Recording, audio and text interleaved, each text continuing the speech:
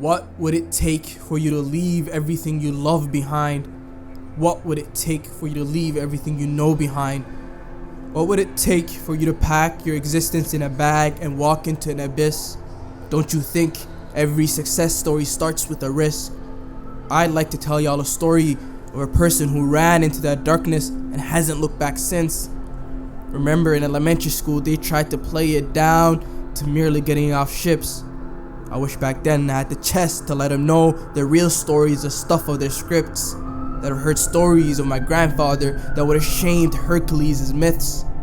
This story I'm about to tell would have had Shakespeare running to his notepad quick. A refugee story that would have had Martin Scorsese rewrite a couple of his flicks.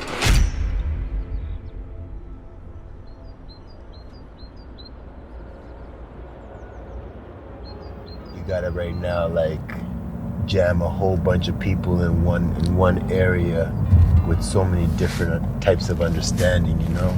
You got diplomat children mixing up with people coming from, like, let's say, war trauma or different types of situations like that. I'm not surprised Lowertown, the condition it's in right now. It's so close to downtown where you're seeing a lot of recovering addicts and people coming off, like you'll see people like shooting up at parks while we're driving by certain areas, just sitting down shooting up. It's definitely different.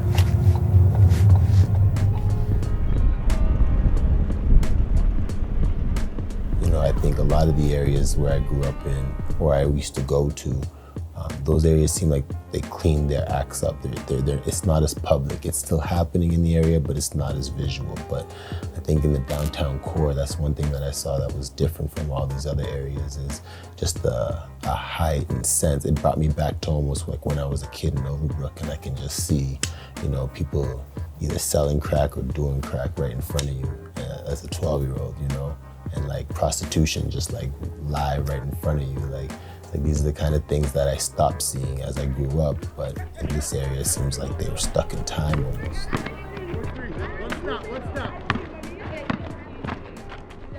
Like, yeah, I've seen some of my friends or some people I grew up with, go down the wrong path. But knowing some of the people who were involved in that, they'll always tell youth in the community, that's not the way you want to go. They'll try to help us, guide us, because they've been through that. They know their mistakes. They know what they've done wrong. So, like, I know the neighborhood well, and I know the people, and I do feel like it's a safe community. Once you get to know, the people in the community, once you get to know the families, the youth, you see the kids playing basketball, not just what you see on the news. It's more it's more than what you just see. Exactly.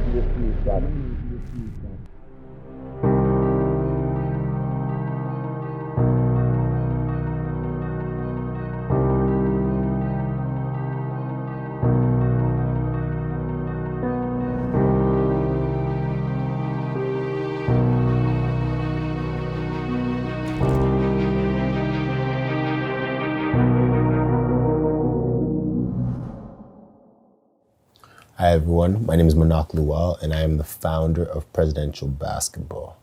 Over the years, Prezdential has represented a basketball entity, but it's grown so much. We've done so much different community building initiatives, and I think at this point right now, Prezdential has become a symbol of being able to walk a path that's unfamiliar to the others and still find a way to become successful in your own life. Thinking back to my childhood, one thing I do remember is family. Growing up in a very connected environment with so many cousins, brothers, sisters, just family in general. Bro, all I say is, multicultural. Yeah, it's very multicultural, and it's just like, it's lively. We got brothers, we got aunties out here, we got family, we even got friends out here. It's like, when we come out here, we see everybody else, and then it's like, it's not like about Sudanese or anybody. We have multicultural, we have Somalis, we got any culture out here. And this more of, it's like a brotherhood out here, See everybody family out here? Yeah. Sure. Coming to Canada at a young age, like thinking back now as an adult, it was not an easy transition. And There's a lot of things that I just didn't understand. Like I was very angry as a kid and got into a lot of fights, and I could never understand that. But I think a lot of the things that happened prior to us transitioning to Canada stuck with me, and I didn't have ways to express them. There are some challenges because you know last time, for example, they killed a young boy right there. Wow. So it was very, very hard for the community around, and another one was shot right on York Street. For me, to solve this problem, it's to sit down with everyone and to see how to improve lives of immigrants here, because you know when there is injustice against some people, especially black people, because we have to put the name on the word. When there are many injustices, there are many consequences of that. First of all, here we are in a country, in a developed country, everyone wants to have enough to feed his kids, to pay his bill. So if a large number of people cannot have a good job, what they do, they don't have enough time with their kids. This is the key problem. If you don't have enough time with your kids, what they do, your kids?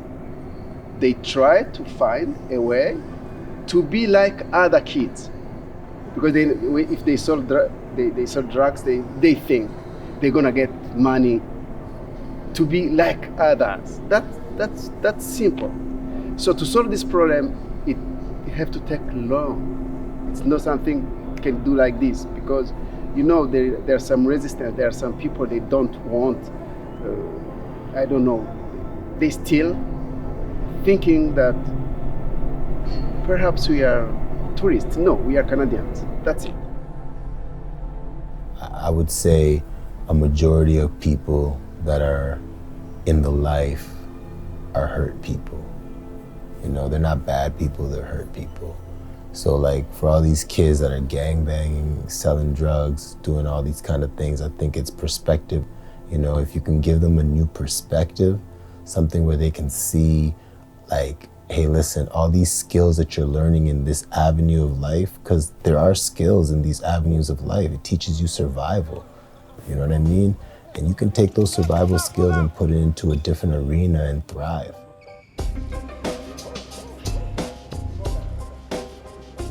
Hey guys, it's looking good, it's looking good. That second rep looked good. That group looked good, man.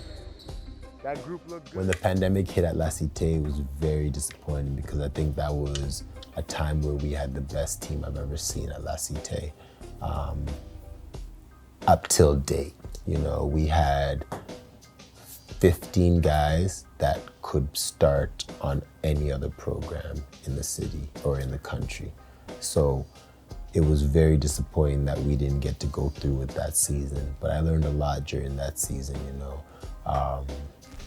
I think this is a time right now where you really have to be consistent with your players.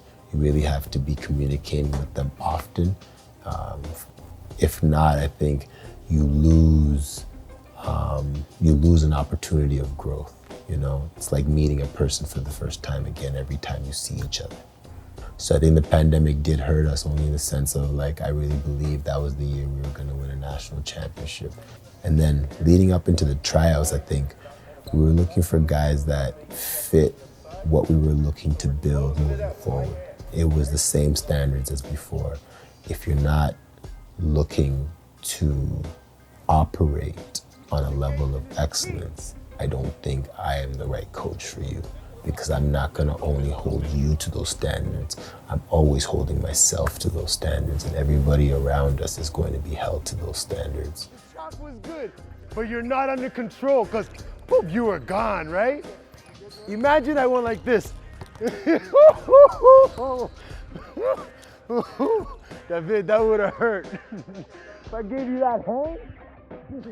Man, like the biggest thing is like, with me it's weird, man. When I was playing ball, I needed I needed to be hurt. Like my greatest seasons are if a girl broke up with me or like things are not going right. For some reason, pain is such a great motivator, bro. Exactly. Pain is like, there's such a beauty in pain, man, if you know how to use that energy, right? Yeah, in the right way. And my thing was like, let me use it in something creative and not like less violent.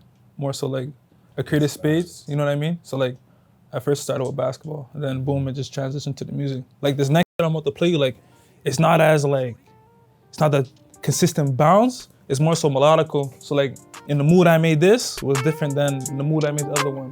And sick and tired of all these rainy days. I'm trying to weather out the storm. I hope that don't stay. Can't step outside without my hoodie. I know you said you love me, but you know I'm not a fool. Can you keep that lovey-dovey stuff away from me? I'm cool. Like what makes Caldwell different from every other area in the city, you know? Because like Overbrook, like how it's different is like in Overbrook, you always competing. Always, you know, everybody boys, everybody, you know, but it's all about being number one, you know? So it's like, you're always trying to be the best baller in the hood, best artist in the hood, best, you know? Like, what's Caldwell like, man? I mean, it's damn near the same aspects because everybody's just trying to, people are just figuring themselves out, I feel like. Everybody's just figuring themselves out what they like to do, you know? But more so like, the reason why folks played basketball is because everybody was playing basketball. Like, if people were playing soccer, everybody would have been playing soccer, you know what I mean? Because that's how it started. We're all kids, even like Jacques Lacusa, Wilfred, all these guys. They used to play soccer at the beginning. We all played soccer. And then you see the older heads playing basketball. Like, I'm trying to try that shit too, you know? Everybody starts playing basketball. Then it becomes like competitive nature. And then like every other day we're outside hooping. And that's what like got us together and pretty much put us in the same rooms, you know, same gyms. And like we started to like learn about each other. That's when friendship started. And then we started to be cool. And then we started competing because like, nobody wanted to stay home all the time. People wanted to be outside. It's either you went this way or that way, you know? And more times, folks want to do the fun shit. So like basketball was fun. Like, people love playing basketball. And I could promise you one thing, I'm gonna be honest to the end. I'm like, damn, I can't go 1 year without losing friends. This time to tobacco and I still can't understand. I come from drama. So you don't have social housing. Like everybody's put into their, yeah, so basically like the reason you're in social housing is because basically you don't got much going on in terms of like financially, you know, you're in a tough position, or like maybe you're coming from another country and like you need help getting ahead, you know what I mean? So like they put people into like a low coming area, subsidized rent, so they could like survive, you know? Get through to the next day. Like it helps them basically get on their feet until like they can figure things out and move out. Being there, like you see people from so many different situations, you know, other different countries, whether it's bad families, single parent homes, and it's like you all relate in a different way, you know, because you're all like trying to figure things out for your people, trying to figure things out for yourself. Like, you guys got anything happening that you guys can at least have positive distractions? That's been the problem recently. There's no program for the kids. They locked up the schoolyard. That's the only basketball course they have here. We have a rink there's nothing in there. The kids just, you know, they'll kick a soccer ball around, but basketball is like the main sport of this neighborhood. But now with COVID and everything, and even before that, they stopped the programs. They stopped giving out the gym for the kids to go play.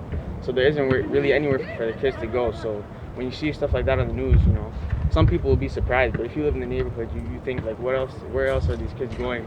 Like, you know, what else can they do? It's like if there was basketball programs and stuff like that over here, you guys would come out and hoop? 100%. Yeah. So I'm trying to say, man, if we came out here and dropped an entrepreneurship business program, would you guys jump into that? Hell yeah. Look into it right away. Like teach you guys how to actually create a business, create a band, take all the skills you're learning from the streets and put it into something productive. For take sure. yourself, earn yourself money, you know, buy stocks, that kind of stuff. You guys, see what I'm saying? That should be out here for you. We're gonna bring that shit out here for you guys. Man. You know, we're from the motherland. We don't have that kind of Times are shit. changing though, Nah, you but know? Times are changing. My man, we're gonna bring that. Tell me about like your upbringing then, man. Like, when did you get into basketball? I was born on like Shillington, right beside Hooper. So that's like right down the hill from Caldwell at first. And then we had moved to like Lee's until like grade 3, and then we moved back to Caldwell. Okay. And then that's when I went to W.E. Gallen. And then like Alexander, it wasn't like a basketball school. We were playing like soccer, and it's like, that's when I got to marbles and shit. That's when the gambling came in, you know what I mean? We were playing for keeps and everything, you know? That's when we started getting competitive. Like it's elementary, playing for keys, come to school, your marbles, that's I mine. didn't even you know? notice that, man. That's that first, you know, casino life. Yeah, that's our first casino, you know what I mean? Damn, man. It's like, yo, I was playing for keys and marbles, getting angry at folks, and it's like, just the competitive nature started there, playing sports. Summer of 6, I believe, going into 7th. and then 7 to 8. So like that's when I started like working outside. And me and a couple guys would go to like the Laurier basketball court and started like working on that game. But I was never like the best player then though. Like I was just having fun with it, trying to work hard, trying to see what I can become, you know?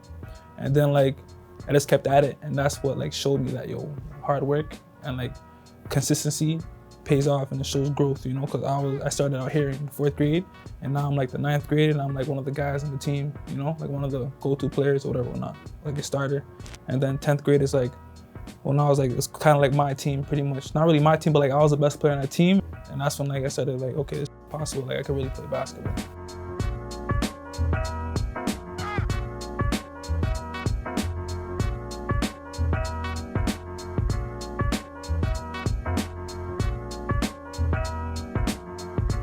Tied, but you won the last one, so yeah, they got 3 too, so you tied that up.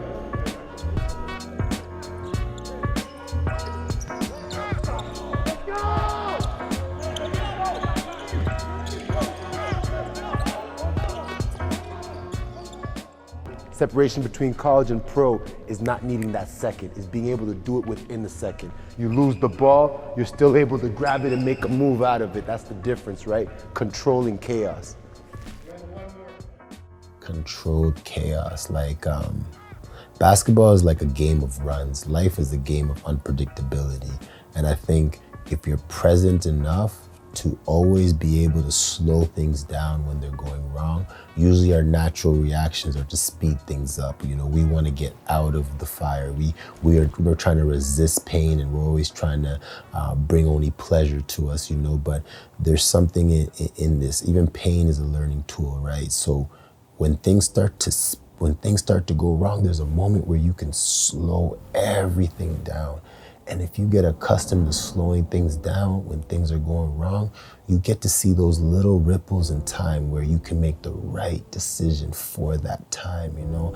And that's where controlled chaos comes in, right? That's where you can walk in rooms full of gunshots and blazing, and you just feel like you're untouchable because you're understanding that you're prepared and you're present for the exact moment where you need to react.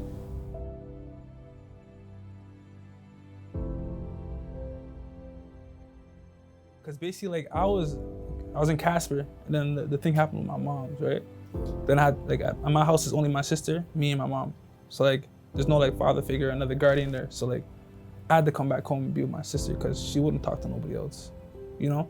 So it's like one of those things, I gotta be closer to home. So like I came home for like the funeral and everything, and I was there for a bit till things passed over a little bit. Then I went back to school to finish up and graduate.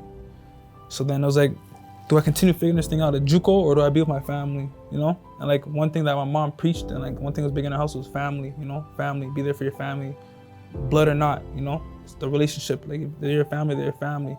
And then like life started hitting, I gotta pay bills, you know? I'm not on scholarship no more. I gotta pay for school, like it's OSAP, so I gotta pay rent. At the same time, like my sister's at the crib, like I gotta start taking care of it. So like I had to step up. Like I was already like one of those, like if you look at it like this, like the man of the house, but I had to step up even more to like put forward like that and live to the title, you know? So I had to be there for my sister. I had to start paying bills. I had to go to school back home, near home, so like it could work, you know? Cause like I couldn't be in America hooping and pay bills at the same time.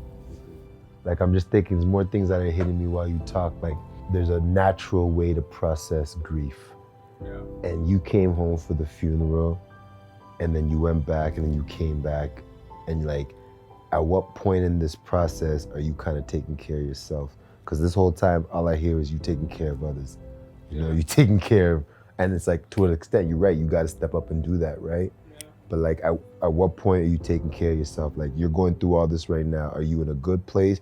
Are you in a dark place? Like, where are you taking care of you? How are you healing? Like, for me, honest, like after that whole situation, like, I just went numb, you know?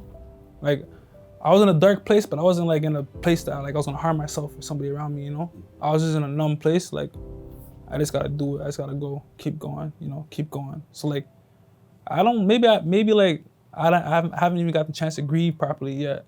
I'm still like 5 years later, you know what I mean? Maybe I haven't got the chance to grieve properly yet because I'm just still going, you know? So like, it's more so like, I'm just figuring it out. Like, I find like grieving with just being like around my people and like being in a happy place mentally, you know, make sure my people are good. Like that helps me, making sure my people are good, my sister's good. Like that helps me get through the days, you know? Cause like when I started playing basketball, I put my mind to it. Like, I'm trying to figure this shit out. I'm trying to learn. Oh, I'm trying to get better. Oh, it's working out, you know? Grinding hard.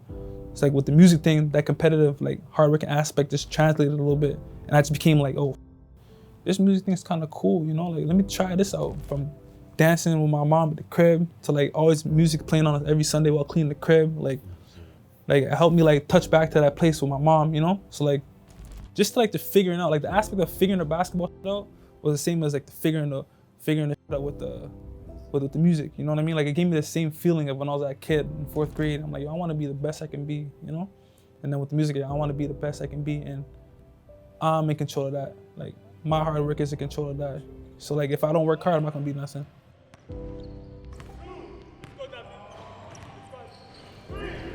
Before our season starts in January, we need a basketball team. I hope you understand that. So what we have to do is pick young people that can fight from here, which you should have been fighting already by getting in shape, all the way to March, okay? And understand what we did 2 years ago, the success that we have. We understand how to win. We understand what it takes to get to the playoffs. As a coaching staff, we know what we have to do. Now it's up to you guys, okay? Like I seen a lot of people in basketball that they could have been, like they're talented. They could have been going to so many places, and I seen, you know, where they messed up at. Then I'm like, hey, bet. I learned from other people's mistakes. I try to. So like when I look at somebody, okay, they went wrong there, I'm not gonna do that, but I'm gonna go this way. It's like it was the same thing with music. Like I'm gonna take what I seen with other people and where they went wrong, I'm gonna apply it to the music. I'm gonna work hard, I'm gonna be up late. I'm gonna be up early. I'm gonna do it when I wanna do it. You know what I mean? That, but also in turn, you just did the Cranium Fest, like out on stage and stuff like that. No nerves, no nothing. Like, how do you capture, how do you get that out like that, man? Like, to be honest, like, I was more so like, oh, let's turn up, let's get lit. Same thing with basketball. Like, before every game, we'll get lit in the locker room. I don't care who we're playing. You know what I mean? When we went down to beat Father Henry Carr, like, I didn't care. Like, we didn't care who they were. We just wanted to compete. So like, I just looked at it from like a competitive point of view. Let's go out there and have fun, you know? Let's do it for the reason we do it, and that's to have fun, you know? For the one, the only, let it go! Broken faucet, leaking pain, I see you shaking. Dancing in the dark, I feel my demons trying to chase me. I love my brothers, they my twins like Ash and Katie. And since a youngin', we been screaming, fuck you pay me. Big homie in the kitchen, whipping dope up like the 80s. I'm alone, baby, I don't need nobody. What are you telling that young man at 20 years old that's coming back and he has to figure all this shit out? And bro, I'll tell him good job. You know what I mean? Like, yo, you did what you could, you know what I mean? No, because like, I don't think anybody ever tells people that. Like, yo, you tried, man. Good job. You like, know, yo, bro, like, keep going. You know what I mean? Like, yo, I'm proud of you for not giving up. You know what I mean? I'm proud of you for like keep going. Like, I would tell myself like, yo, I love you. Mm-hmm. You know what I mean? You're loved by many. Mm-hmm. And bro, you have the opportunity of changing things for you and your family and your people. When it come to junkies, hey, let's go. I can feel my demons trying to chase me. I love my brothers, they my twins like Ash and Katie.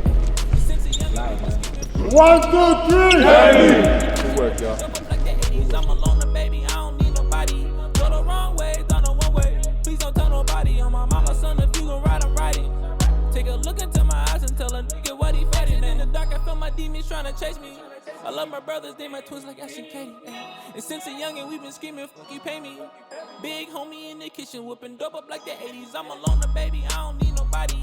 Go the wrong way, down the one way. Please don't tell nobody. On my mama, son, if you gon' ride, I'm riding. Take a look into my eyes and tell a nigga what he fighting.